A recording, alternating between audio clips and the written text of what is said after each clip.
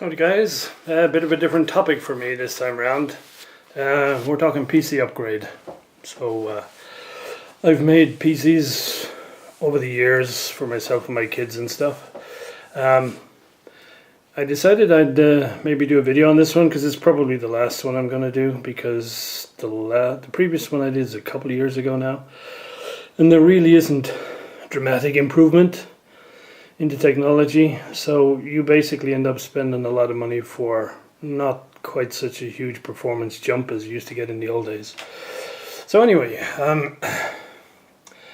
these days this motherboard, one of the requirements or limitations for me is my absolutely favorite sound card is an M-Audio Delta 1010, which needs a regular PCI slot. And the world has gone to PCIe, and so I always need at least one PCI slot. This is the best one I could find.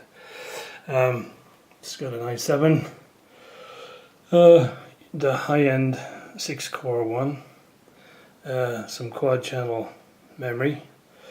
Even though the motherboard will support 1866 megahertz RAM, the CPU will only do 1666. And since there's such a huge price difference between 1666 and 1866, I went with the slower because it won't have any performance impact. This is a PCIe SSD drive, so this will be my bootable disk. I think it's 480 gig. And of course the new form factor for the CPU is different from the previous ones, and so you need a new cooler and a new graphics card.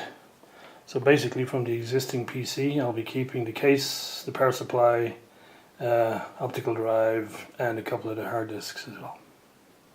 Right. Okay, so this is the guy that we're going to upgrade. It's a couple of years old now for sure, but it's been rock solid, so no complaints about it at all. I can't remember the details. It's got a Zellman case which is works really well, and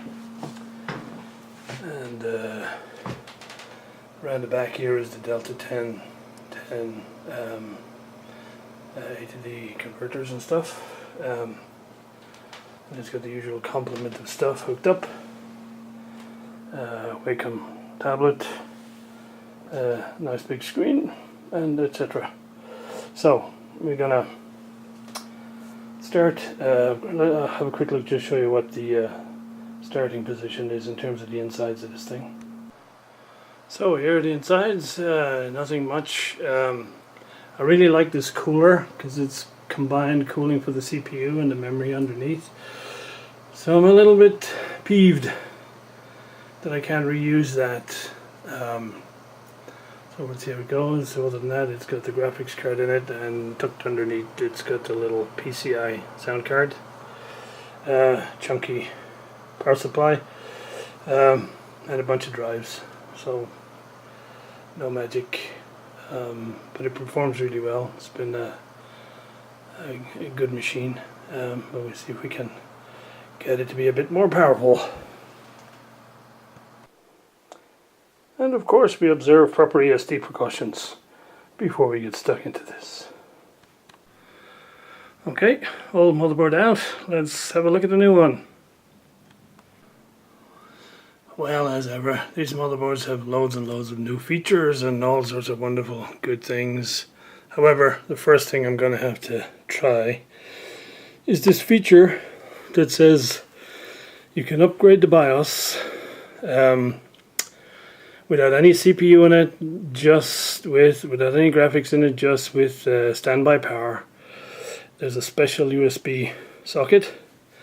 You download the BIOS, you plug that little thing in, push a button and wait a while, and you're done. So what I'm going to do is temporarily put the motherboard pretty much bare into the chassis, give this a go, and then we'll see if it works.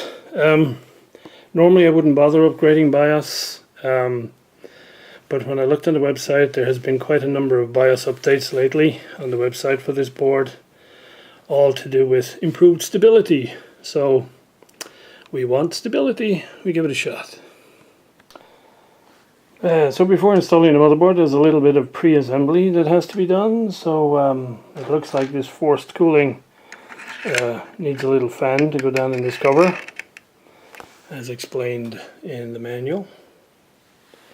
So we got to do that. Notice little stickies covering all the memory slots, so we take those off. I'll probably put the memory in before I do anything else. Yeah, so not sure how quiet this beast is going to be, if at all, because I'm always suspicious of these guys because they run very fast to get the airflow, and they tend to pack up after a while. There's a little baby guy over there, so anyway, we'll see. Okay, the motherboard, just the motherboard itself, no memory, no CPU, no graphics, no nothing, is fitted in. The two power cables are connected up. The BIOS USB is plugged in. So theoretically, according to the dock, we just power it up, push that button, and then things start flashing. Let's see. Well, just as I was about to try this, the doorbell rang. So give me a little jump. So let's see. So applying standby power now. We have little LEDs lit on the motherboard.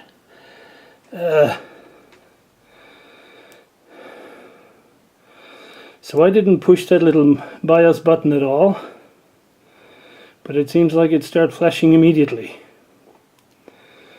So now I guess we just wait and see if it does its thing correctly. Tension, tension, tension.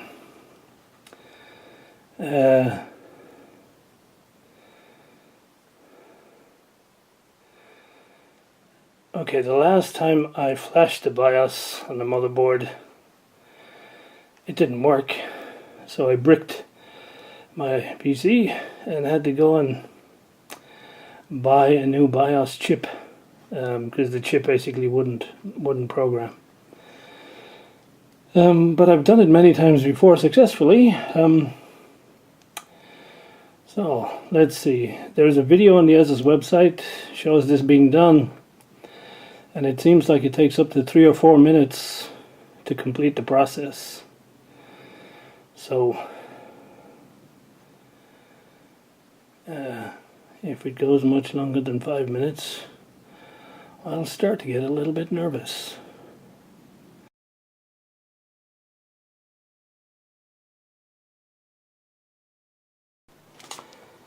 Well guys, the motherboard may be bricked at this point, I don't know. Okay, so it wasn't working with the BIOS on this memory stick.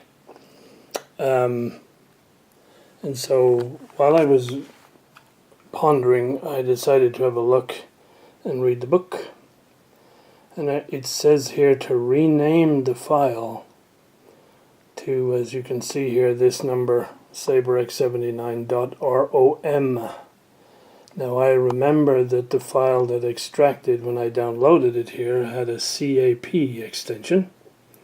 So I thought, oh, I screwed up, I need to rename it. So I took the USB out, put it in my laptop, renamed it to .rom, stuck it back in here, tried again, and no luck. I mean, there was some flashing of the button, but it was clearly not as expected. So I thought, since this is one of those USB sticks that I think has a couple of like security little features built onto it, I thought I'll put the firmware image or the BIOS image on another stick that I know has nothing on it. It's just basically a flash memory card.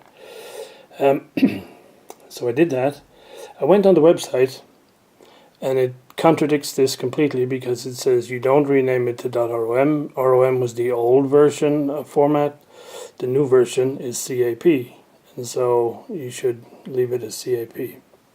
So I left it as saberx79.cap on here, give it a go, and it looked as though it's been working. And for instance, it says somewhere down here that the flashing rate of the light signal accelerates along with the updating speed, and sure enough, it started flashing at a certain rate, and then it's sped up a little bit as we got towards the end, and it took about 3 or 4 minutes, which was about the time I was expecting. So it may be okay. Of course, I have no way of knowing now until I fire it up and build it, which, yeah, we'll see.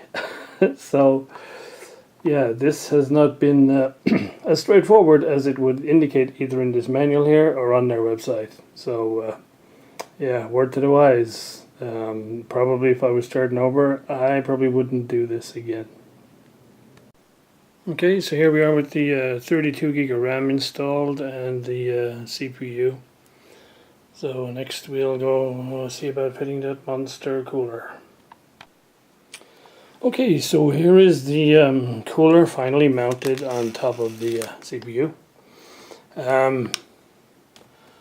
Didn't all go as I was kind of hoping, because this is the back of the casing, and the front is here. So my preference is that the airflow is generally coming in from the front of the cab and blowing out the back. Unfortunately, this cooler is too big. If I try and rotate it through 90 degrees, the heat sinks on the memory won't let this thing sit down on top of the CPU. It's a little bit better when I rotate it this way, because it only overlaps with the inner memory strips. Unfortunately, there's a little finned heatsink on here on each one, but it's removable. So I guess the designers must have figured this would be an issue from time to time, and so I removed that heatsink from the inner strip on both sides. And it looks like at the moment everything fits. The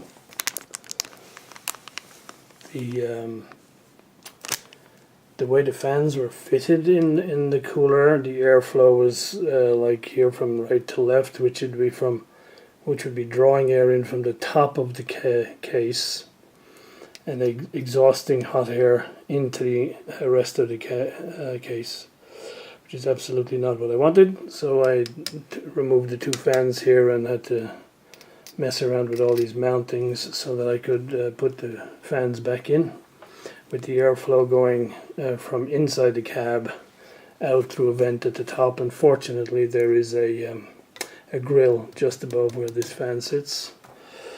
So hopefully it will work out. But yeah, it's taken a while to get to this far, so hopefully we'll get a bit more progress from here on. Okay, so I got the bare bones together. So the motherboard is back in with a graphics card connected to it just for now, and the only device is the DVD player. And so you can see I have an LED on here, which is basically saying it doesn't have a boot device. So I gotta go check that out. But at least we go into BIOS. Oops. So at least it goes to BIOS. So at least my BIOS upgrade seems to have worked okay. So that's a big milestone. So from here we'll see if we can sort this thing out. Okay, so the rest of the upgrade went pretty much without too much of a hitch. Nothing insurmountable. So we pretty much have the sound card at the bottom, the SSD PCIe card, and the graphics card, and that's it on the motherboard. We have the obviously the Blu-ray writer, and a couple of the hard disks from the previous configuration. I have two leftover SSD drives from the last time, and so since this motherboard has the inbuilt feature that lets you connect an SSD drive and a regular hard disk together, so that the SSD effectively acts as a high-speed cache for the hard disk, then I'll either link these two SSDs to the two existing hard disks, or if that seems like it might be complicated, I'll just stick another hard disk or two in there. So yeah, I think all in all it went after that initial BIOS hiccup, things went relatively smoothly. And so, yeah, we get pretty much 7.9s on the rating across the board, except for the graphics, which for some reason is 7.6. So I need to look into that, but that's probably just a driver, because for this particular graphics adapter there's different types of drivers depending on whether you're using different types of CAD CAM applications or digital content creation type stuff. So I'll play around with that, but I guess for now I think I'm pretty happy. So there we go, basically all done at this point. As I say, I doubt I'll be doing one of these again, but it's always interesting to see the state of the technology. And so, yeah, hope you found it interesting, and hopefully I'll get back to my more traditional topic of radio restoration in the very near future. Thanks for watching.